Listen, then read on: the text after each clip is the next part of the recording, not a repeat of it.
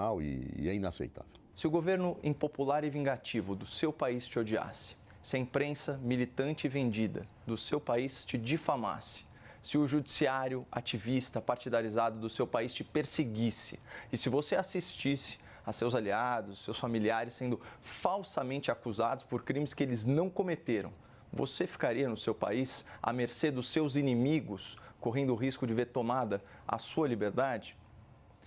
A decisão do Eduardo Bolsonaro de se licenciar do cargo e não retornar ao Brasil é mais do que legítima. E ao fazer isso, o filho do ex-presidente encarna na sua pessoa a denúncia contra as graves violações aos direitos humanos patrocinadas pela justiça brasileira.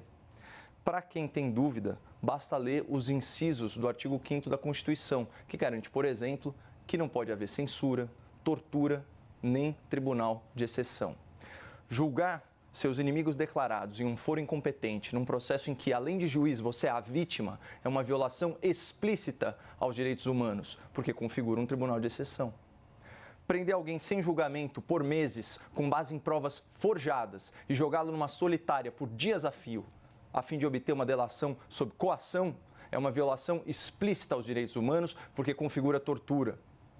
Impedir que uma pessoa presumidamente inocente dê entrevistas à imprensa, fale em público ou tenha redes sociais é uma violação explícita aos direitos humanos porque configura censura. E esse ponto aqui é inegável, porque até mesmo a mídia tradicional reconhece, nos seus vários editoriais, o autoritarismo do judiciário brasileiro e a prática da censura. A censura no Brasil, promovida pelo Supremo Tribunal Federal, não é mais uma questão de opinião, é uma questão de fato.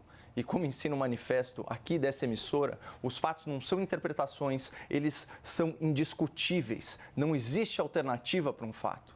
Portanto, se há tribunal de exceção, se há tortura, se há censura, há violação explícita dos direitos humanos, e essa violação deveria ser denunciada, deveria ser combatida por todo aquele que se diz defensor da democracia, como, aliás, tem feito o Eduardo Bolsonaro no Brasil e no exterior. Eu acho que isso que ele está fazendo é patético, literalmente patético. Ou seja, então todo mundo que está na mesma posição que ele, defende a mesma posição que ele, tem que sair do país, né?